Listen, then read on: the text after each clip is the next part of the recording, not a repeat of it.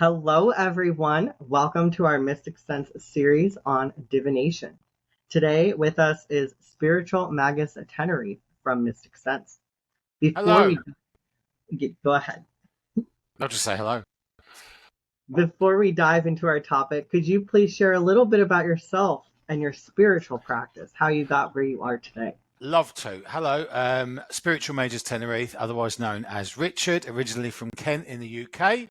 I come from a family of very powerful female Wiccan witches, and I am the only male user of my abilities in my family. I've been a professional mystic and clairvoyant, if you want, medium as well, and psychic worker for nearly 3 years now.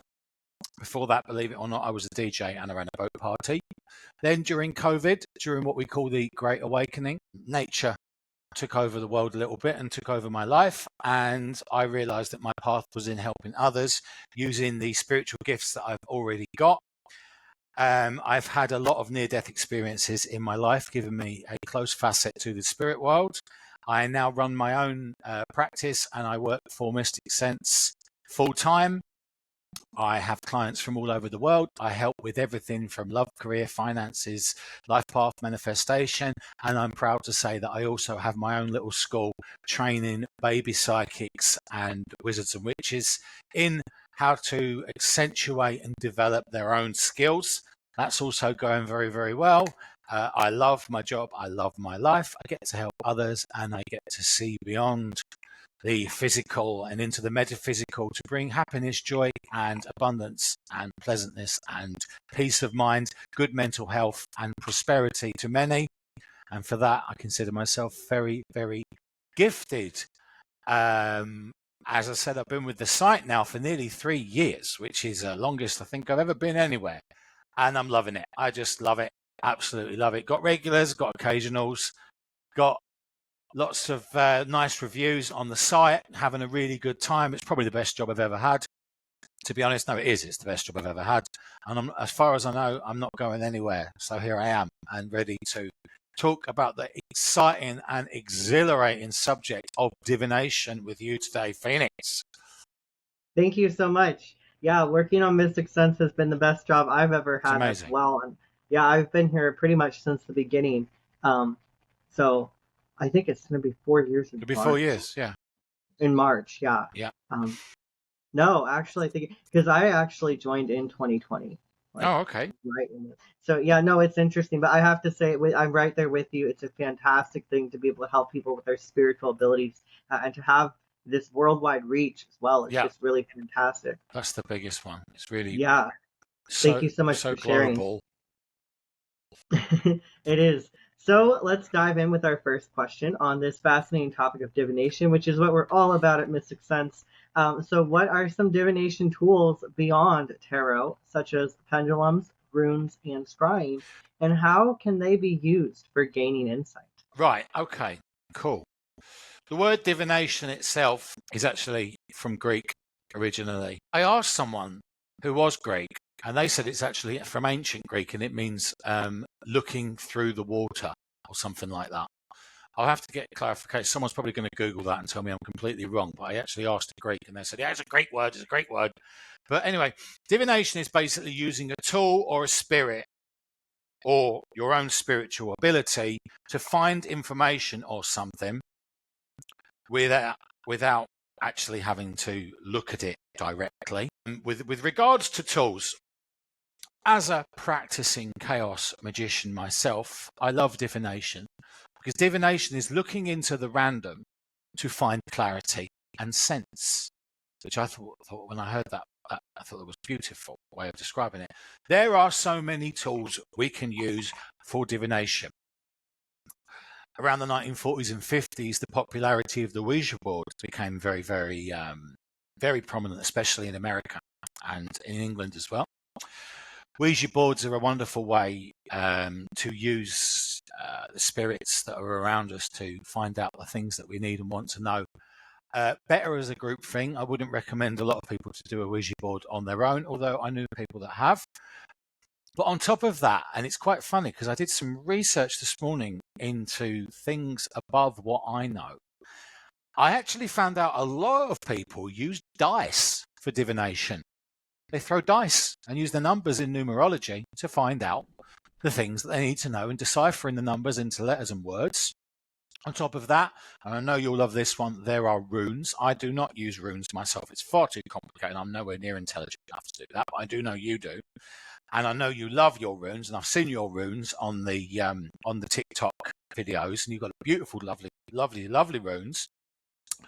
On top of that, we've got rods, divining rods. Divining rods are normally made of copper or precious metal, and they can be used to find out information. They can also be used to find missing people, missing animals, missing objects. And in the olden days, and I don't know if they still do it, but they used to use divining rods to find water sources to irrigate their plants and their farms. Then we move on to my particular favourite tool for divination is the good old crystals. I myself just received a couple of months ago, a friend left me this when they left the island, this beautiful crystal ball there I was given, and that's the type of quartz. It's that really easily destructible quartz. What's that called? I've forgotten. What's that called? I don't know. It's the one that normally comes in little bits and you throw it into fire. Not citrine. Oh, I don't citrine. know. Is it citrine? Citrine's Oh. yellow. I don't know, but anyway, I should do. I got given that, so that was my upgraded crystal ball. Good. Congratulations. Thank you. It's a great gift. On top of that, crystals I like to use for divination. My particular favourites are my lovely, beautiful penduli, collective term. For medium work and connecting with the dead, I like to use a beautiful tiger's eye pendulum, and that's got someone dead's ring on it, which does help with that, and that's a little piece of obsidian there.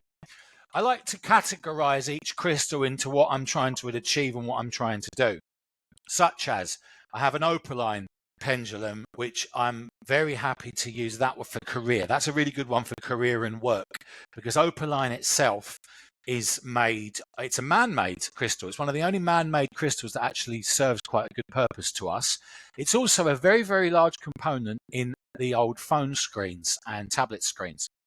It's about 10%, 20% of the product that they use to make these, on top of the cobalt. I use it on top of the cobalt for protection because cobalt's very versatile and very brittle. Very interestingly, I read an article recently that said that the opaline in the phone screens is the reason why people are so easily distracted by the phone screens. And that is why when somebody's looking at a sunset, or they're looking at a pretty view, or they're watching a television, or they're looking at a dog playing in the field, you can talk to them, you can get a conversation, you can keep things going. They can do two things at once. But the minute somebody's eyes are distracted by their phone screen, you cannot get their attention because it draws you into the screen. I don't know if that was deliberate or not, but that is an interesting little factoid. Now, when it comes to focus determination of people that are studying, I do like to use the good old-fashioned amethyst, which is Latin for non-drunk. This is a good one for focus and concentration. It's also a good one for gaining clarity and getting the correct answers with regards to the life or death stuff that comes to us. Being a Cancerian myself, yes, it was my birthday last month. Thank you for wishing me a happy birthday. I love my moonstone pendulum. Love moonstone. Moonstone's my birthstone as well as ruby. I wear a ruby on my little finger, and that combined with the moonstone, that's a general. Anything, any question, as long as it's nothing to do with baby's health or legal stuff, I'm happy to use that pendulum there. Cat's eye, not real. This one is fantastic for lost love. This one's very good for bringing back lost love, finding out where a lost love has gone, how they're feeling about somebody, etc., etc. And then my absolute bestest and favoritist, can't even speak, pendulum is this one. This is from 1964. It's brass. Brass became very, very popular for divination in the 60s because of its availability, and I just absolutely love using the brass pendulum.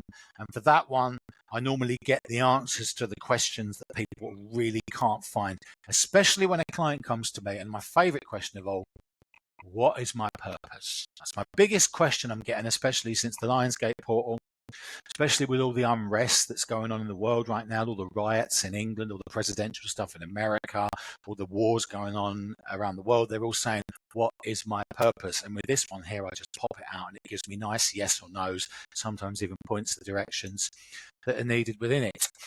That's where your crystals come in. Plus, in the house, I've got some raw stuff. This one, I just like it because it looks good. But that's about six in one, that one. That was from Brazil. Someone sent me that one as a gift. And on top of that, my rarest crystals that I use very, very rarely, called Christmas quartz. It's very rare. It's actually from Ireland, that. It's called Christmas quartz. I don't know why they call it Christmas quartz, but it's a very, very thick, very milky quartz. It's quite dusty, that, so you probably can't see. And I don't know. I bet if anybody's got a piece of this in their house, it will be you, Phoenix. Moldavite, which I keep behind the screen. I have a very small one. I won't lie to you. I am scared of Moldavite. I have read on TikTok so many Moldavite stories. Like, I put on Moldavite, my husband left me, and then I got pregnant. And then Moldavite's the life-changing stone. It's from a meteorite that fell in the Czech Republic in the 50s. There's about that much of it in the world. You've got a small piece. I've got two pieces. A very, very, very I paid small, an absolute bomb for those pieces of Moldavite, and I'm still not sure why I've got it because I don't really use it for much. But I just like it because it's and one more for luck. Where is it? Oh gosh! I use this one when someone thinks they're being scammed, which is happening a lot at the moment with the cryptocurrencies. I've got loads of clients saying, "Oh, should I invest in this crypto thing?" Blah blah blah, and I'm not going to comment on crypto; it's far too controversial. But I use this. And that looks like a really expensive piece of a precious metal, like it might be worth hundreds and hundreds. But that is actually worth 60 cents. That's fool's gold. Or pirate booty, otherwise known. And this is a really good one for telling if somebody is being led astray. On top of that, back to history. In the olden days, the ancient soothsayers in ancient Greece used to do something quite disgusting. They used to cut open an animal and read its entrails. I don't do that, and I don't think you would either.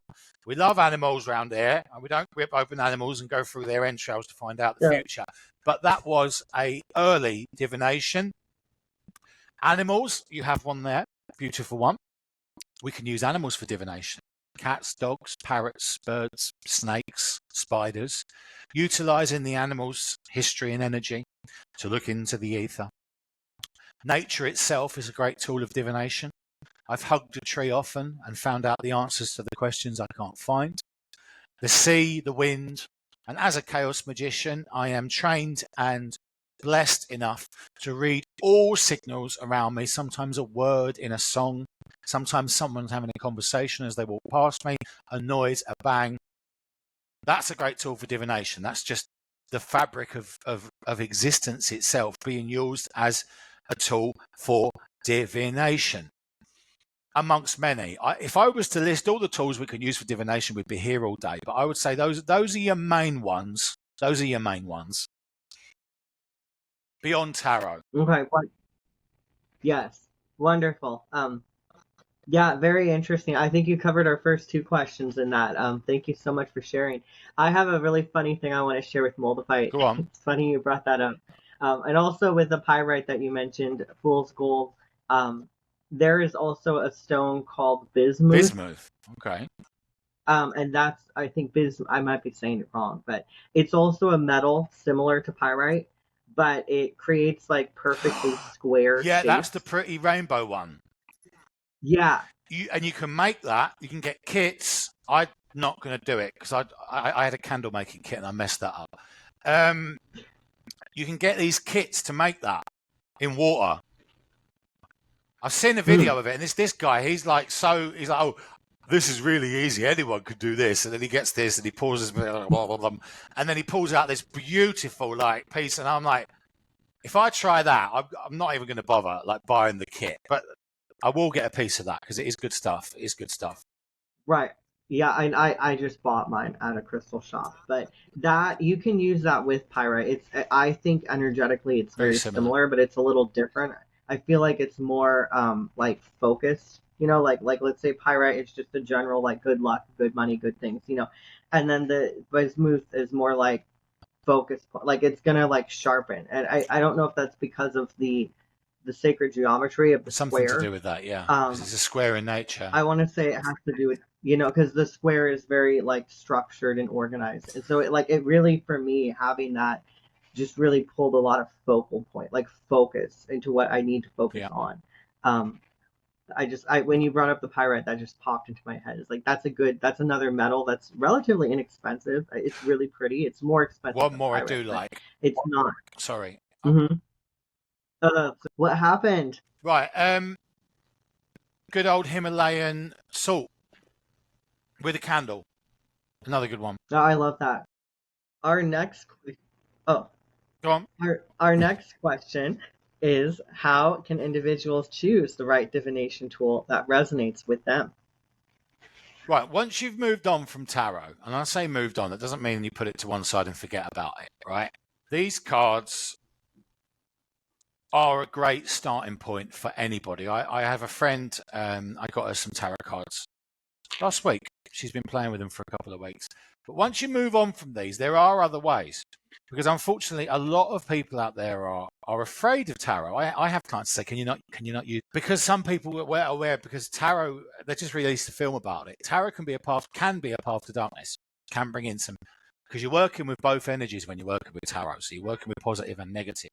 But once you're ready to put your tarot cards to the side and move on to other things, it's all about what you resonate with the most.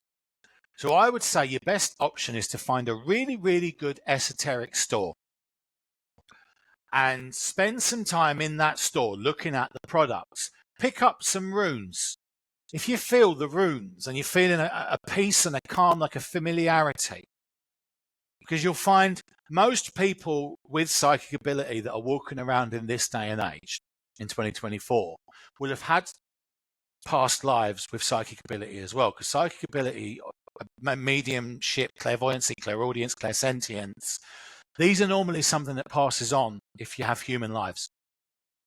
So perhaps in your past lives you used runes, so in this life you use runes again. But you've got to, as I said, go with what you're comfortable with. Perhaps a wand.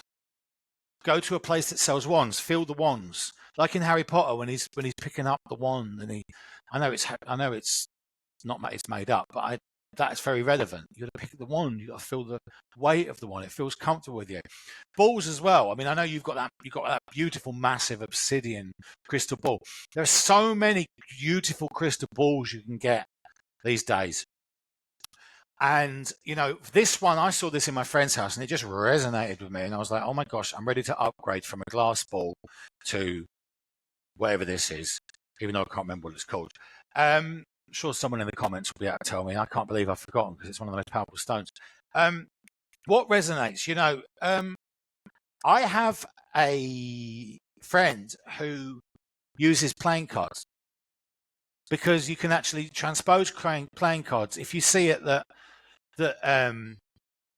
clubs, the suit of clubs in playing cards represents wands, hearts represent cups, diamonds represent coins, pentacles, and then your spades represent swords. And you've got your basically jack, kings, queens.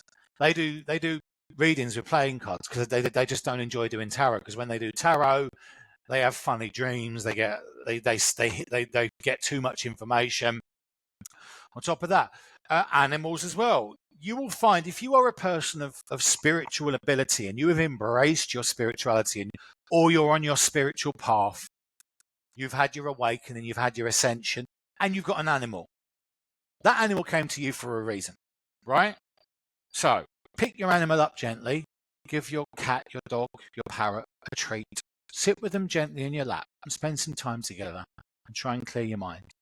And they will send you feelings and signals, and you will be able to utilize. And it's not usury, you're not using the animal, but the animal will welcome that ability to be part of your spiritual path. Another one that's quite unique is a pen and paper. I know pen and paper isn't unique, but I mean, I have a friend. I've got lots of friends today, haven't I? I've got this friend and that friend. What they do is they sit there, they clear their mind, they drink some green tea and shilajit, and then they sit there and they just write what comes in their mind. And they sit there and they write and they write and they write and they write and they write and they write and they write. Then they take a photo of the pages and they send them to me. And I see, and I take it apart, and I realise what they're doing, and I realise they're actually writing things that are coming up in the future, and a lot of it's come true. So it's all every person's different. I have about myself 9 to 11 different divination tools I'll use. However, interestingly enough, in order to be cost effective and in order to be more proactive, as of October last year, which I believe we discussed in the last podcast, I had an ascension in October last year and another awakening. I was woken at 5 o'clock in the morning and I received a spiritual attack, actually, from a very nasty group of demonologists working in Florida, one of whom had come to me because they were having severe mental health and anxiety from being part of this church of demonology, working with very, very negative, very, very nasty demonic entities such as Asmodeus and Baltus and who else was Balthazar they were working with, and it doesn't matter, I don't want to go into it too much. They were having difficulty because they were having really, really bad time and they felt like they were going to lose in their minds. They came to me for a healing. And I basically saw it as my opportunity to try and guide them into light work and say, look, you've got all these abilities, you've got this ability to speak to angels and demons and so on and so forth. Why don't you try and channel that into light work and try and avoid the darkness? Because at the end of the day, darkness has its uses, but at the end of the day, it's not going to take you down the right path. And black magic never really gives all it promises. And I basically converted them into light working. The particular people that they were part of weren't happy about this, Googled me, found who I am, and sent me a really nasty curse in October that woke me up at 5 o'clock in the morning with a throat like that. Blah. So I did a load of cleansing, I did some saging, I called up a couple of healers, I went to go and see a spiritual healing. As of that moment, I started reading without tools myself. And as of October, I would say, unless explicitly asked, because some of my clients, bless them, they've only got a couple of minutes. They've only got 3-4 minutes they can spare. And I want to be able to help everyone. I don't just want to be able to help people with buckets of cash. I'd rather just be able to help. I'd work for free, but unfortunately I've got to pay my bills. And I'm actually reading without tools. And how I read without tools is basically all I do is I just clear my mind for a second. And I channel the great universal divine spirit. And whatever it says to me, I type, say, or show, and allow myself to channel directly. And I've been doing that a lot since October. And I have noticed since October, I've been a lot busier. I've got a lot more return clients. The reviews are going through the roof. The prestige of that, and I'm not arrogant or selfish or anything like that, but the prestige of my reputation has grown considerably. And I do before for about 2 years, I thought I had to use my tarot, my crystals, my crystal ball, my Ouija, my spirit board, that. I thought I had to. And then when I realised I could work without tools, I've got all these beautiful, wonderful tools, and I continue to buy them and get given them as gifts and all that. But I'm finding the actual, it may be a controversial statement for some, but the most useful tool you have for divination is yourself and your own connection to the divine. And whether you're out there listening to this, watching this, and you're at the beginning, the middle, maybe the end of your spiritual growth and your spiritual journey, maybe you're completely sure of your gifts, completely confident, or maybe you've got no idea, but you definitely know you've got something. You yourself and your own connection, your higher self, your human self, your inner child, the Trikonasta, the three of you together, are the greatest divination tool you can have. So practice with that. As a caveat to that, regular meditation using a good frequency. I use 444, but any frequency will do on YouTube. On top of that, regular connection to spirit world. Every morning before I start work, before I start dealing with clients, I do a protection mantra, a prayer. And then I do a prayer of success, abundance, and the ability to help people. And then what I do is basically hand over the day to the universe and say, universe, God, whatever you are out there, this is for you. let me speak clearly, freely, allow my clients to benefit from my own personal experience. And I've got to say, since doing that, things have been going really, really, really well. And the ability to read without tools can be really handy because of my private clients that like to WhatsApp me at sometimes 4 o'clock in the morning, bless them, and I've got to answer because they're my clients and they depend on me. Or when I'm walking around the corner going for a coffee or something like that, if I can read without tools, as long as I'm in a safe space and I've said my protections, I can just pull the answer out and WhatsApp it to them back. And it gives a good cost effectiveness as well, because in this day and age, the intellectual age, as we call it, the technological age, the digital age, it's good to be able to be quick.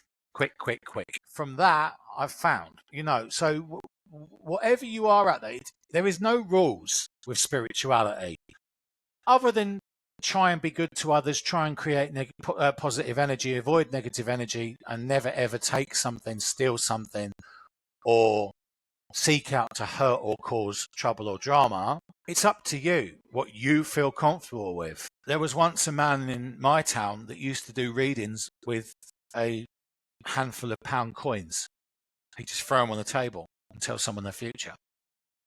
So if he can do that, then there you are. Very, very insightful. Thank you My for pleasure. sharing.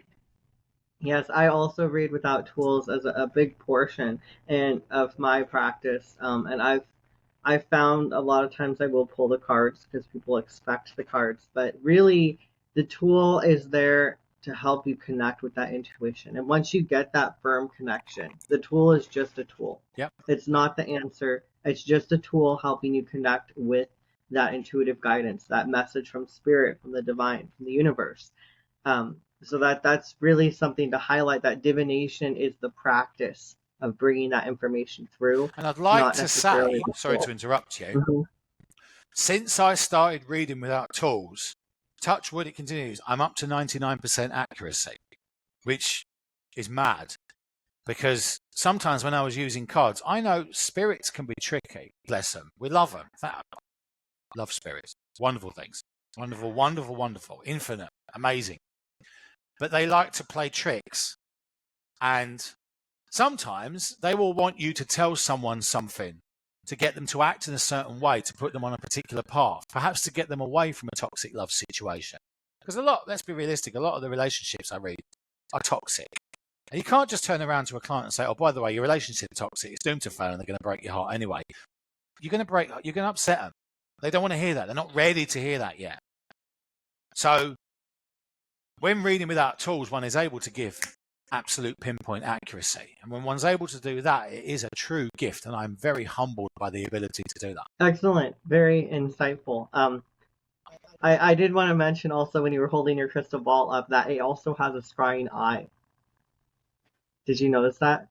Sorry? It has a scrying eye. So when I do crystal ball yeah. So okay, so you see the eye.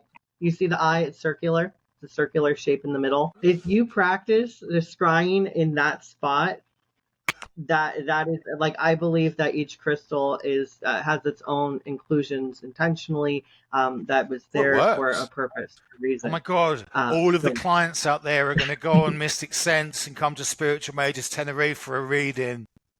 Wow. I just read the future. So I would say practice with that, because that is, I believe that the balls that have the eyes. I thought it had rubbed off from being in the thing, but now I know. Thank you for that. That's what that bit's for. They want to be used for that, because both of my balls have the scrying eye, natural inclusion. And that's why I picked them. Cool. because of that, because that's what I want to use them for. So that's just a little tip for you to practice your scrying. Excellent. So let's move on to our next question. How can listeners interpret the signs and symbols in divination practices? I want to say interpreting signs and symbols is also a big part of scrying and tea leaf reading as well. Tea leaves. Well, I didn't mention that. And dreams too. Interpretation. Yeah. What do you think? You know what, right? There's two ways I recommend. When one receives a message, let's say hypothetically, we're meditating with crystals and we see a fox chasing a chicken. and then stealing its eggs. Hypothetically. I've never seen that. There's two ways. First, you have your own interpretation of that. Let's say you're looking for your own journey. The fox is a wily creature. Look at the creature itself. The fox is wily, it's fast, it's a hunter, but it's also kind. So that would say that perhaps someone kind is seeking to have what you have. The chicken normally, unfortunately, in representation represents a victim because we eat chickens. Chickens lay eggs. They don't get treated very well. Then the eggs would represent opportunity. But, and this is the most modern method, and I'm going to sound really lazy now, Google. Google is full. Literally, and I hate to say it just makes things easier. Why not embrace the technological age? If you have a dream that you're a giant teapot full of chocolate and the mayor is at your party and gets poured a glass of it and then turns into a frog, right? That's a pretty weird dream, right? And I have pretty weird dreams like that all the time. Write it down and Google it. What does this dream mean? And put the symbols on Google. And there are so many websites out there that will tell you exactly what that means. There is reams of billions of pages of information of dream interpretation. I actually even wrote a book of dream interpretation 3 months ago. I published somehow, not bragging, I published my 12th book last month. It's plug time. I wrote my two favourites. I wrote are since we last spoke. I wrote a book of mantras to help anyone, and I wrote a book of chaos magic as well. We have to be careful with the book plugs. Okay, no book plugs. You can cut that bit out. We can't say where to get them or anything, but you can't get them anywhere. You have to come to me. But you can Google them. Google me. Right now. And you'll find your name on another Google, option, and I hate to say that, but these podcasts are wonderful, but if you can't interpret your vision, speak to someone who can. Come on, Mysticsense. Speak to Phoenix. Speak to me. Speak to there's loads. Bronwyn, she's fantastic. Speak to Greg Colt. He's fantastic. Another one I use. There's about 6 or 7, in my opinion, psychics on there that you can go to. I go for readings myself these days. I never used to, but I do now. Go for a reading. Come and have a reading. You get 5 free minutes. So if it's your first time, come on the site. You get your first 5 minutes free. Ask us because we will tell you straight away. That means that. That means that, and that means that. Boom. Consult somebody else because at the end of the day, you know, especially if you're at the beginning, of your spiritual journey, you're going to be being bombarded with information, crazy dreams, strange sleep pattern, bizarre appetites, funny feelings. Your whole body is processing this great spiritual awakening, and it can come out in physical ways. You can end up. I've heard of vegetarians going through spiritual awakening, starting eating steaks. I've heard of carnivores going through spiritual awakening, going vegan. Everyone's different. Everyone experiences it differently, right? Start to see the world differently. Don't go through it alone. Reach out to a spiritual community or a spiritual person like one of us two or any of the others, and we will happily interpret that vision for you and tell you what it means for your future, thus enabling you to carry on with your spiritual path. Because the spiritual awakening is sold as this wonderful, amazing thing. But as I'm sure you and I both know there, Phoenix, a spiritual awakening is wonderful. Yeah, it's great, but it's puberty, again, times 10, where you can think at some point you're completely losing your entire mind and you've gone insane. Because that is a spiritual awakening, because it is a human body accepting spiritual essence. And bang, that can be one scary ride, but in the end, it's always beautiful. And once it all balances out, it's perfect and fantastic. Just don't go through it alone. Yeah, you don't have to go through it alone. That's very, very important because it can be really scary. And I think the dark night of the soul is something that gets tossed around, a term that gets talked about. We don't have enough time to go into what that is here, but I feel that a lot of that experience has to do with people awakening and not knowing how to communicate that, or not having someone to support them. And the mental institutions of the world are full of people who have gone to a doctor. Now, yes, of course, there are certain medical mental conditions, such as schizophrenia, which have to be dealt with by a medical professional. But there are also certain cultures in the world where people have had a spiritual awakening and been placed in psychiatric care because of it. And that's very, very sad, because they will then get pumped full of medication and been told they're crazy. So if you're out there thinking you're losing your mind, maybe you're not. Come and speak to one of us, and maybe we can tell you how you're not losing your mind. In fact, quite the opposite. You think you're going insane, but you're actually not. You're being given the gift of sanity, because true sanity is to exist within the parallelism of spirituality, the earth, and the world. That is sanity. As someone myself who was told they were insane many times, I'd like to think that most of my clients think I'm one of the sanest people they know. Very interesting. And yes, spiritual awakenings and mental health is not the same thing. They're two separate things. And they're very separate, and sometimes people do need medical intervention. But that is not what we're talking about here at this podcast. Yeah. Okay. I just need to clarify. No, that. I mean, listen, if you are going, if you feel you're using the mind, yes, go and see a doctor. I'm not saying, go. But yeah.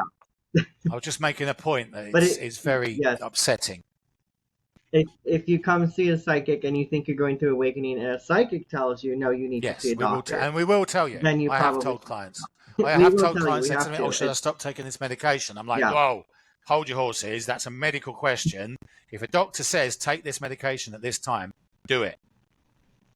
But I actually know someone personally who is saying that their mental health is spiritual experience, and I've had to tell this person it's not. Like sometimes it is mental health, but they're very different things, and they may feel similar, but again, talk to a psychic, talk to a doctor. If your psychic tells you to see a doctor, listen to the and you can also balance it out anyway. I'll be frank with the viewers out there. I'm diagnosed bipolar myself, and I had ADHD when I was a kid.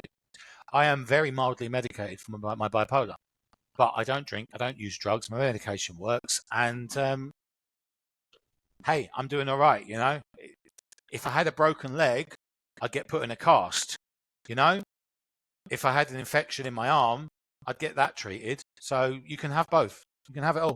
Yeah, and you should probably see both if you have questions. Definitely see both.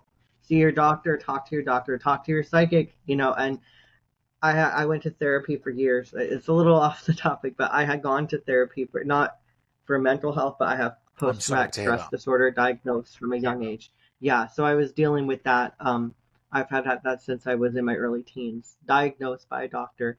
And so I went to therapy for years, like almost a decade. And one of the things my therapist said, who was very supportive of my spiritual path, she said, if your spiritual stuff is negatively impacting your life, negatively, then it's time for a medical approach. So that's what you need to ask yourself is this stuff, if you think it's an awakening, is it negatively impacting you in a significant way? Then it may be time for, that conversation with the doctor, because it's not a replacement for medical or mental health care.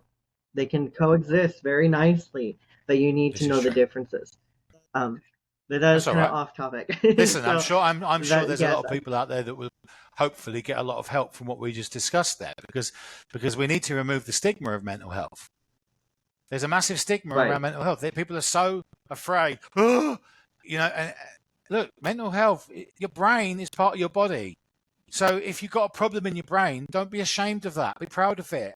Be proud that you've admit that you've got the problem, because a lot of people out there don't admit. And they keep it all to themselves, and they bottle up all their emotions, and then they explode, and that's not fair. It's sad. I hate that. Shouldn't be afraid. There's no shame. There's no shame in pain. Have both. We all, right. None of us are perfect. And getting the treatment from the medical doctor is helpful to your spiritual path as well, because if you can approach it from a more balanced and healthy place. And if you've got good balanced mental health and you want to do what we do and help others, If you want to be able to offer your clients clarity, peace of mind, and good mental health themselves, then if you have balanced your own mental health, you can be of better help to them. Because if you're a friend to yourself, you can be a better friend to others. Self-care, highest priority, always. Yeah, absolutely. So, can tongue twister.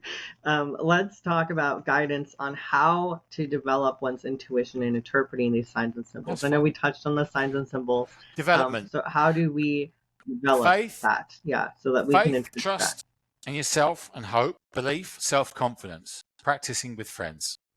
Meditation. I cannot say that enough. And this is somebody who only really learned to meditate properly, even though it's a massive part of my lifestyle. I didn't learn to meditate till October last year. I couldn't meditate. I could never meditate. But I didn't realize that meditation is not sitting there with a clear mind. I can't sit there with a clear mind. I've got too much going on in there all the time. There's monkeys sitting there playing the drums in my head 24/7, right? So, but meditation, fake it till you make it. Earphones, YouTube, meditation. There's 10 million meditation videos on YouTube. Pop it in your ears and try and do 20 minutes. And if your mind wanders, that's okay. Because if your mind wanders, that just means that you're distracting your subconscious, and your subconscious can accept the programming. So meditation, in my opinion, plus quiet time, as we just discussed, self-care. And you will find that the better you are to yourself, the more you empower yourself, the more you give yourself. And I'm not saying be completely selfish, but be a friend to yourself. Allow yourself to eat the cake, drink the cup of coffee if you want it, right? Be kind to you.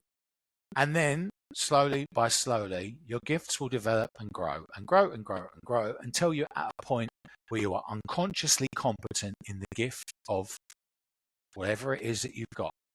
Be it clairaudience, be it interpretation, dream interpretation, whatever it is. And you will get better and better and better as time goes on. And it's not an age thing. Some of the most powerful psychics I know are 9 years old. They're my friends' children. They sit there and tell me they come out with these spooky things. I know what you dreamt about last night. What? Freaks me out. But it is what it is. Growth, speaking to others. On top of that, a calm, peaceful home. You enjoy coming home to a good, clean space to practice. And when I say clean, I mean spiritually clean. Maybe a particular room of your house or a particular area with candles and cleansing incense. I recommend Palo Santo and sage, any color of candle.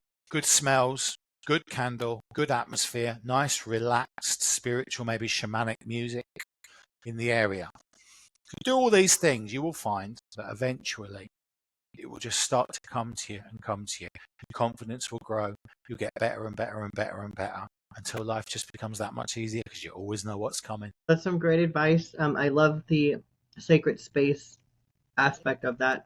Sacred space is a pretty generic term for what spiritual Magus Tenerife just described, of having that space in your home with the crystals, the candles, even just a little corner, a reading corner is great.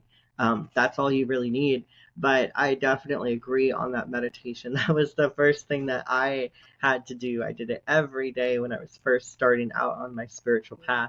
And it really, there is no substitute. It doesn't matter how you meditate. It doesn't necessarily matter how much you meditate, but it matters that you consistently meditate.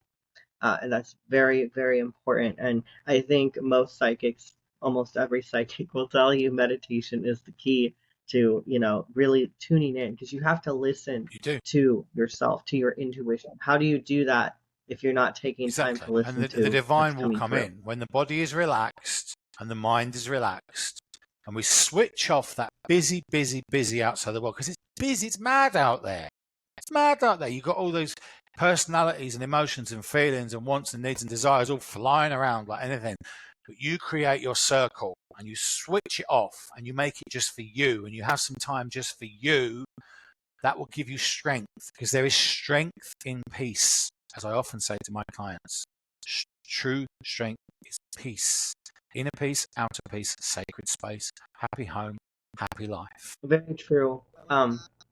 I want to add with this signs and symbols as well, is that different people have different symbol systems. And my understanding, my personal understanding, is that these symbols come to us from our subconscious mind, especially in dream interpretation. I don't do dream interpretation professionally, but I have uh, I have a theory of how it works for myself. Is that these symbols are coming to us from our subconscious, and that's really the seed of where the intuition comes from the self, and they are expressed to us as our subconscious telling us what we need to pay The attention to, subconscious is saying, hey, probably one of the you need most, to sorry to listen. interrupt, one of the most underestimated and assumed things ever. Our subconscious is a computer inside us that when we get up in the morning and we make our coffee and we go and have a shower, we put our clothes on, you're not sitting there going, I am making a cup of coffee. I am putting the honey or the sugar in the cup. I am cleaning my arms with a sponge. I am using a towel. You don't do that because one time you did when you was a kid at some point. You had your first shower. If you were poor like us, for me, when I was small enough, I fitted in the kitchen sink, so that was a bath. And we got a shower in our caravan. And that you had your first shower, so Mum had to show you to do it, right? But the subconscious is so powerful, but can also be programmed as well. And that's where I come in as a licensed hypnotherapist. I program people's subconscious from a spiritual level because a lot of people out there have very limiting beliefs. Limiting beliefs are what hold us back. Limiting beliefs, a lot of the psychics that may be watching this that want to work in the industry, that want to do what we do, lucky as we are, right? They've got that limiting belief stopping them from moving forward. With subconscious programming, and you can program your own subconscious just with repetition of words. I am fully capable of working in the psychic industry. I will be successful in whatever I do. Yada yada yada. Repetition, repetition, repetition. Programs the subconscious to actually believe it, and you can actually remove limiting beliefs from the subconscious to actually make it so our lives are free. And that subconscious, as you were just saying there, I completely agree. It is such a powerful, powerful thing, and it does send us messages. Sometimes it's songs. Sometimes there's a song repeating in my head, like a new one, but I haven't heard the song in years. And I listen to the lyrics of the song that I'm repeating. I'm like, yeah, I do need to do that. Remind you, it's a clever thing. It's a strange little creature, Yeah, but it's a beautiful, wonderful thing. a very spiritual. But that is one way. The reason I brought that up is because that is one way you can interpret the signs yourself, your spiritual signs. What does this dream mean? What does it mean to you? What does that symbol mean to you? What does a house mean to you? Is that a sign of stability? Is that something that you never had? Is that something that you long for? Is that a want? What does it mean to you? It's going to mean different things to different people. And so that's always something to keep in mind when you are interpreting symbols. Google is great for general meanings, but sometimes the meaning is a lot more personal and it has to do with your personal experience with whatever that symbol is. I think that's all I have to say on that. So let's move on to our next question then. How can individuals create their own divination rituals? And what are the key steps that are involved? Your own divination ritual. Let's use a hypothetical situation. Let's say Sally wants to know if she should stay in her job or look for something better. First things first is asking yourself the question, why is this information important to me? It's got to be the question. Why do we need to know this? Sally isn't enjoying her current job. So Sally should get a pen and paper and say to herself, why is the answer so important? And answer that question. This answer is hypothetically. This answer is important because I am uncomfortable with my current job situation and I want to know if there's something better. Secondly, we set our intention. The most important of all is to set the intention. Before casting any spell or looking to anything, you've got to set the intention. You've got to say it out louder in your mind. My intention is to find out the solution to the question I'm answering. Then, preparation of the area. I never, ever work, ever, without incense or a candle burning within at least 2 to 3 feet from me. I know that's America, half a meter. A candle and an incense. I would not dare to insult the universe or the spirit world by seeking out to perform an act of some form of magic or divination without showing respect to the spirit world of a bit of incense and a bit of a candle, right? Something lit with wax, an oil lamp, doesn't matter. Preparation of the area. Very similar to your science experiments in school. Aim apparatus, method, result, conclusion. It's the same thing with this. Method. What am I going to use to do this? Okay, I'll tell you what I'm going to do is a hypothetical situation. Let's say we were going to use this spirit board. Then I have hypothetical situation. Method. I'm going to use 5 beautiful pieces of rose quartz on this spirit board to find the answer to my situation. So I'm Sally. Hello, I'm Sally. Should I find a new job? Don't know if you can see that, but 4 of the 5 crystals all landed right next to the yes. They all landed right near there. Yes. So the answer to Sally's question is yes. Then, conclusion, I am going to look for a new job. But it's not as simple as that, because then, after that, you have to do action. We could sit there pulling cards and tarot cards and runes and scrying and setting out questions and asking spirit all day long. But without action, you might as well headbutt the wall to try and get, or chew chewing gum to get a result. Because as the great Baz Luhrmann used to say, worrying about a problem is as effective as chewing gum to solve an algebra equation. And asking a question of the universe as a form of divination without putting action upon receiving the answer is exactly the same uselessness. Listen to the answer and act on it. Because if we don't act on it, we're just asking pointless questions. There's probably people out there stuck in really nasty, toxic, horrible relationships, right, with really abusive people that don't give them any love, but they believe in their mind they're going to change. No, they're not. Right? You come to me and I'm going to tell you, get out of that situation. I'm not going to tell you what you want to hear. I'm going to say, get away from this person. They're toxic. I know you love them, but they're not treating you. They might love you, but they're not treating you with the love you deserve. They're not appreciating your love. They're not reciprocating the gestures you're putting. You're putting the work in, and you're going on a highway, a very fast, very, very, very speedy highway to heartbreak and self-madness, right? Get out of there. Action. Action, action, action. Because at the end of our lives, we are not judged on our words. We are judged on our deeds and our actions. So it's most important is to act on the subject. And if Sally pulls that, let's say Sally, we love Sally. I don't know who Sally is. But Sally wants to know that answer to that question. Sally gets a yes. Sally's got her act. That's the scary bit, because change is scary, right? I get it. I'm a Cancerian. We hate change. We like to live in our shells. I won't even change my toothpaste brand without having about 3 panic attacks about it and doing research on Google, right? Because I'm a Cancerian and I'm stubborn, right? Change is scary, but the world is changing every single day, more and more and more and more and more.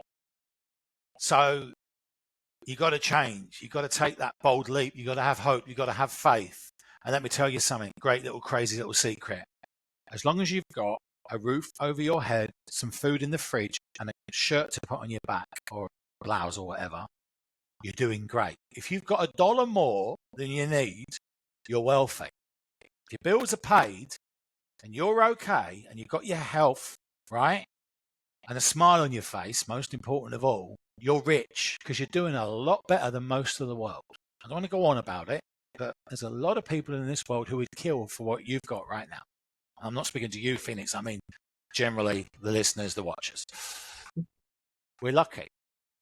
And then, of course, at the end, Sally chooses to find another job. She goes on LinkedIn. She spruces up her resume. She gets some good references. She finds her dream job with a startup tech company with a good salary and a chance of advancement. Sally receives my golden rule. And I always impress this upon my clients, and I would not expect my clients to do anything that I wouldn't do myself. Receive loudly. Show gratitude 10 times louder, because without an attitude of gratitude, it's not going to happen again. You've got to say thank you to the universe. Light a white candle. Burn a good incense. Make an offering to the universe or to the spirits. Spirits like tobacco, sugar, honey, rum. Say thank you. Be grateful, because when good things come your way, the more louder your gratitude is, the more you will receive. And as it says on my arm, my symbol there is that, and that symbol, basically, if you Google it, take a photo, Gratitude manifests positivity. Positivity manifests gratitude. Gratitude manifests positivity. And so on and so on and so on. I am so eternally grateful for the opportunity. If you told me 4 years ago when I was working, 4.5 years ago when I was working as a DJ, sitting there changing records and talking garbage on the microphone to English families who weren't even listening anyway, that I would be having a day like I've got now, where I've got up, I've worked a bit, I've helped some clients, I get to be on a wonderful podcast with a really great person and his lovely dogs, right? And then I go off and I'm going to carry on working again, and I work for myself and I'm happy and I have a great life. I've got my health, I've got a roof over my head. I love my life. I wouldn't swap for anything. They interviewed me on that podcast. I can't remember what it's called, Sacred Realms, whatever it's called, the other week. And they said, if you could swap lives with anyone in the whole world, who would you swap with? I said, no one. I love my life. It's great. Last 3 years have been the best 3 years of my life. But every day, at the end of my workday, when I'm finished, I light a white candle. I say thank you to my ancestors. I say thank you to Spirit. I say thank you to the universe. I say thank you to myself, because that's it, basically. Gratitude, highest priority. Anyway. Yes, that gratitude is so important for any manifestation of any kind. It doesn't matter if you're doing law of attraction, if you're doing some other manifestation, if you're doing magic work, anything at all. The gratitude is so important even before you get what you're asking for, because if you can show up asking, knowing that you're being listened to, like that in itself is going to enhance the work that you're doing. It's very important, because you do want to have that good relationship. You don't want to feel like you're taking things from spirit and not giving anything back. And a little tip that I've noticed in my personal practice is that the amount of energy you put in is going to come back out. And that is true across the board. It doesn't matter if it's physical energy, if it's spiritual energy, if it's negative energy, even if you're worrying, if you're panicking and stressed, that is energy that's going into this, that's going to come back out on the other end in some form. So yeah, Sally does need to apply for the job, does need to go to the job interview.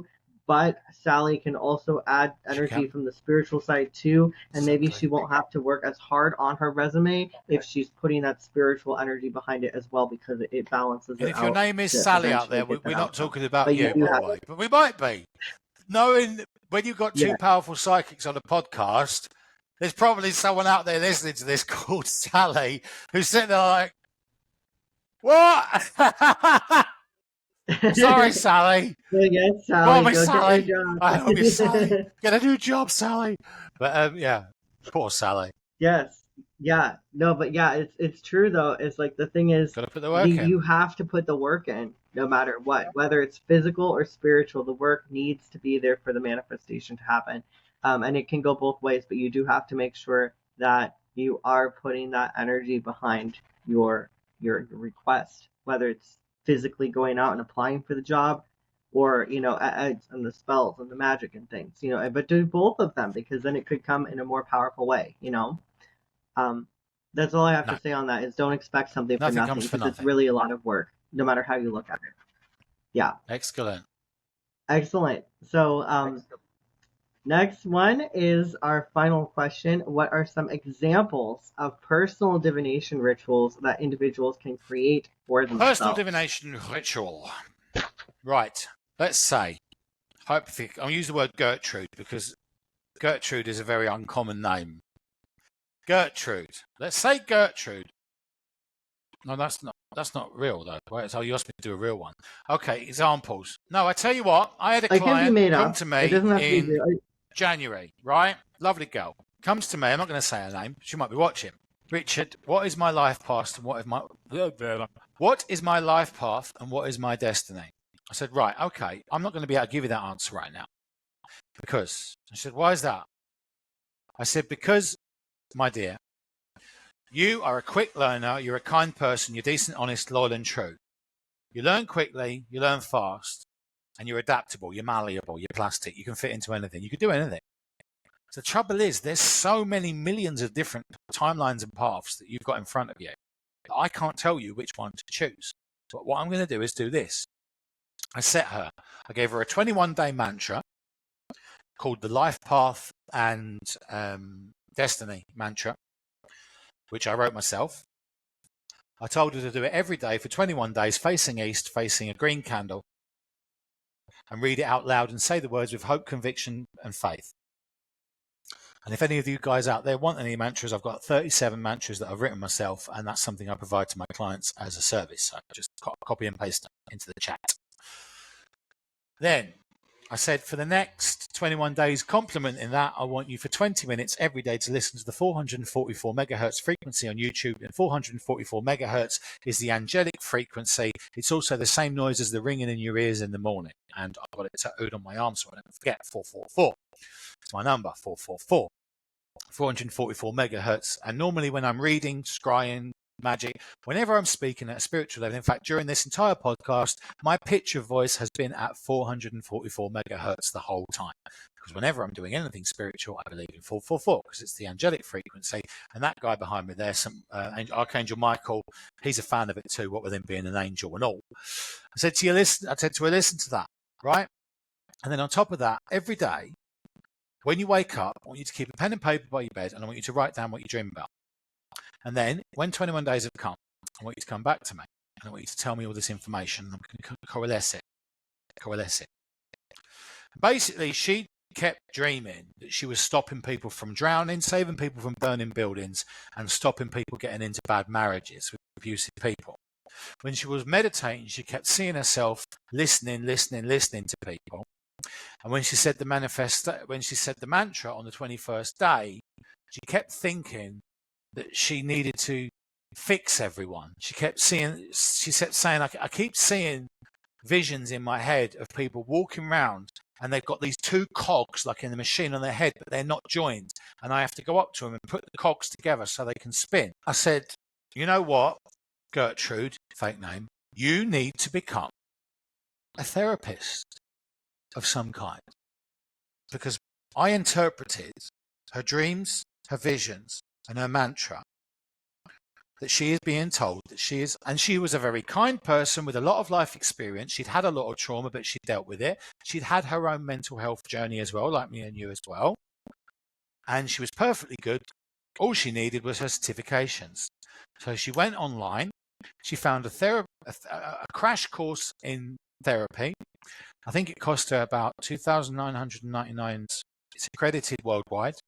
She did the course. She crash coursed it as well. She did literally 20 days of solid study. Took time off work. Now she works as a therapist. She is abundant. She charges $150 an hour. She's that good. She's busy. You can't get an appointment with her, so I can't recommend her to you out there. And that's her life now. She's never had more money. She's just about to buy her first home using a mortgage. She's met a really nice person. They're very happy together. He's a therapist too. That must be interesting when they have an argument. And how does that make you feel? How does that make you feel? How does that make you feel? And that's her life now. I'm not taking credit for that. Well, I will, yeah. Bit. 10%. She could still be working in that office for the taxi company, bored to tears, driving herself mad if we had put her on that path. All she needed to do was listen to the signs, and they were there. And boom, that was Gertrude. And Gertrude came to me, when did she last come? Gertrude came to me on the chat 2 weeks ago to ask a question about her sister. And I've never seen someone so happy. Wonderful.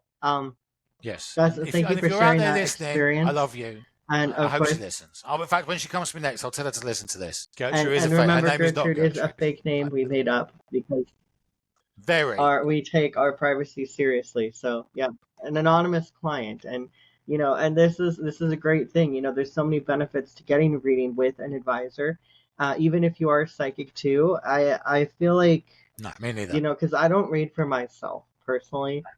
Because I just feel like and we manipulate the reading. We don't mean to, but we make the 9 of cups or the 10 of cups or the death card just appear. Oh, I wanted that card and I got it. Yeah. Go to other psychics. I don't read for myself. I don't. Yeah, no, that happens. No, I don't either. For the same reason, because if and that's the thing is intention is so important. There was a question about intention, but we kind of covered it already. I didn't. No, it's fine. Do you think we should go into that one a little bit deeper? Okay, because I think we kind of covered the setting the intention in the space. But the point is that the intention is so important that if you're going into a reading with the intention of what you're going to see as the outcome, that's what you're giving yourself, you know. And that is the reason that Me I either. personally don't read for myself. Other people will read for themselves, that's fine. It's a great way to practice, but Whenever it's I not train a something that psychic, resonates with me especially a tarot personally. reader, I tell them off because I catch them reading for themselves all the time. I know they're doing it. And they're like, messaging me, I'm like, you did a reading for yourself this morning. They're like, how do you know that? I insist they purchase a sandalwood box, as the olden days. They get their cards, they wrap them in a nice cloth, a colour they like, in a fabric they like, and those cards stay in that box. Unless you're reading to help somebody else, you get them paid for it or not, keep your cards in your box because they're for others. The cards are not for you. If you want a reading, go to another psychic. It's easier. It's getting over ego as well, though. Yeah, One thing I that's love that you said that I there, agree Phoenix, for is you're sure. one of the psychics like myself that is aware that we're not the only psychic in the world. Now, unfortunately, a lot of psychics, not particularly that I come across, but the ones on TikTok especially, they're very arrogant. They're far too arrogant to accept that another psychic might be able to give the answers they can't get. Ego is a massive part of spirituality. I feel to be truly, truly within spirit, you've got to let go of the ego. Be proud of yourself. Be proud of what you've done and note your achievements. But ego has to be put to the side because we're just humble servants of the spirit. We're just humble. We're just channels. I often say to my clients, I'm just a channel.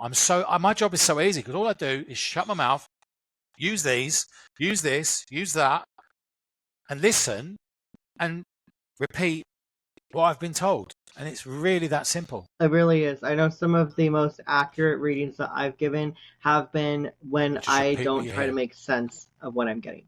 It's like if I try to make sense of a message that is not for me and it's not meant to be Yep, for me, I'm gonna mess it up because it means something perfect to the client, but may have no clue exactly. what it even is Yep, dealing with, and it's because it's not for me, you know.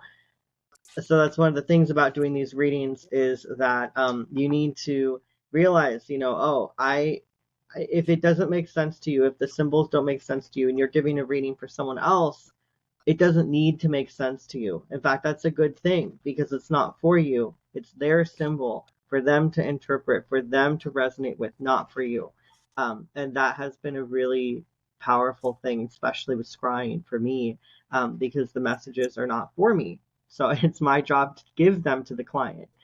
Um, One of the stories I'd like to share, since we're talking about examples of personal divination rituals. Well, first is a ritual that I would do is when I tap into spirit before I do my readings, like you had mentioned, you light your candle, you light your incense and everything. I would just go into the meditative space for a few minutes, you know, just clear my mind and relax and get grounded. And I would ask my guides to step forward into my space so they're present. yeah, And then I would ask for protection. And there's lots of ways you can do this. You know, one of the easiest ways, in my opinion, is to ask Archangel Michael just to surround you with his flaming violet shield of light to protect you. And then I would open myself up to spirit. And like I like to think of spirit as like just an energetic force coming down from the universe, from God, from source, coming through my crown chakra and through my third eye chakra. That's how I that's right. open myself up for a reading. Um, I would do that at the beginning of the session. And then I would give the readings the whole shift, you know, throughout the day or whatever. And then when I'm done, I would do my gratitudes to everyone that I called, you know, my spirit guides, the archangels, the protection, the universe. And then I would shut down the stream of energy coming through because otherwise, like, we want to respect it, we want to respect that energy, we want to respect that if we're not using it, we don't need it to be flowing through us all the time.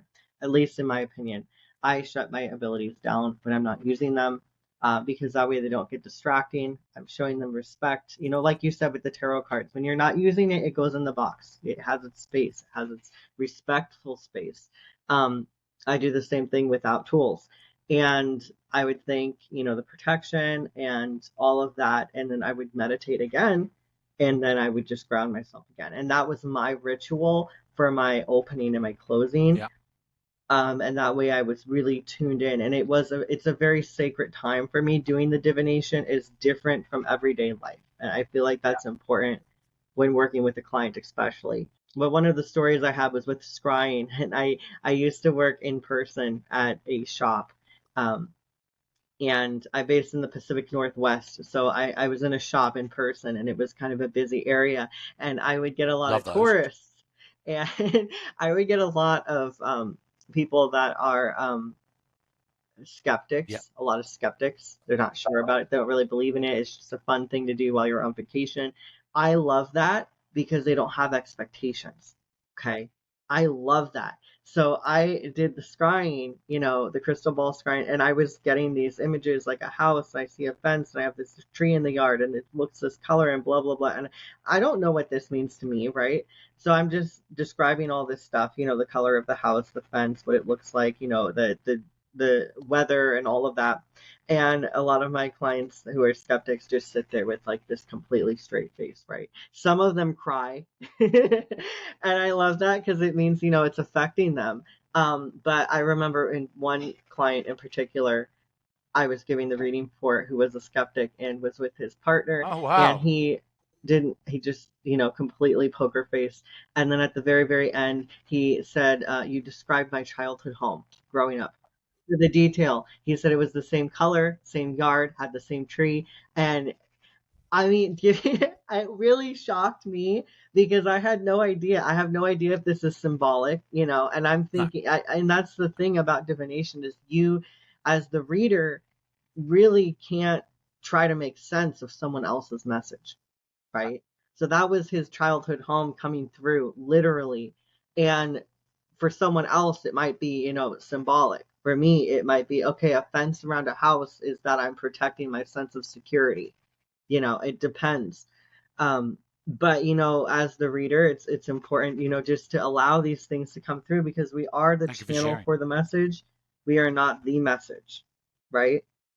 Um, so that's really what I have to say to share on that. And, again, with that protection piece is really important too. But that was a really impactful reading that I gave because I was very shocked when he said that it was his childhood home and like to the detail. Like I had described exactly what it looked like where he grew up. And I was just so shocked. That's what it's It all was like about. I got goosebumps from that. But I'm Cool. grateful that he also shared what it meant to him.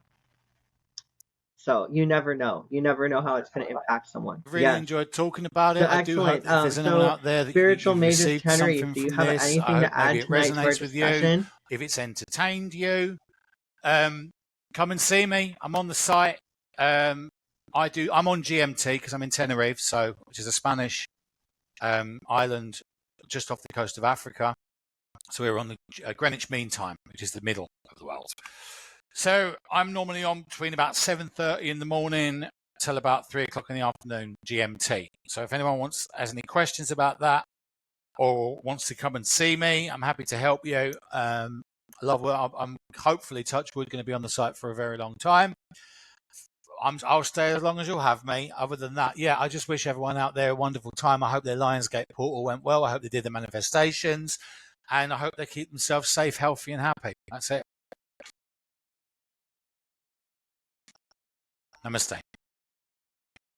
Thank you so much for sharing No that. I photo. also want to add that Richard has over 1,000, I believe you have over 1,200 reviews.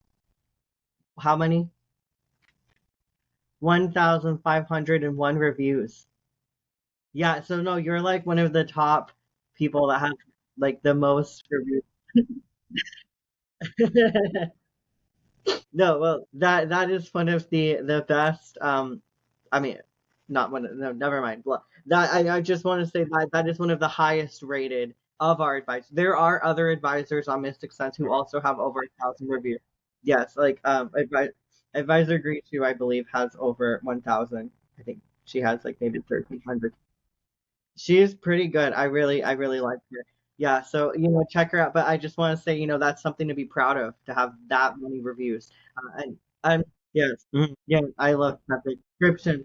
This description. Yes, yes. If you're a new user on the website and you're right, people do that. But yes, you have to be a new user, and it is when you make your first initial deposit, but your 5 minutes is refunded to your account, so you do get, it is free. Yeah. which is great because, and I love skeptics because I mean, even for $10, it's worth it to try it out. And you get your $5 free your 5 minutes, I'm sorry, your 5 minutes free anyway. So I mean, like, what's to lose, right? It's a fun educational thing. Yeah. And I love skeptics because I think you should try everything once. And if you decide you don't like readings, that's fine. Right. Exactly. At least you know. Right. Exactly. So if you don't like readings, just don't get them. But a lot of people love them. Try it. What's to lose, really? Yeah. That's what I tell people. Okay, so we have to go. Thank you so much, Spiritual Mages Tenerife. I enjoyed talking to you, and we hope to see you in the future. Bye, everyone. Bye.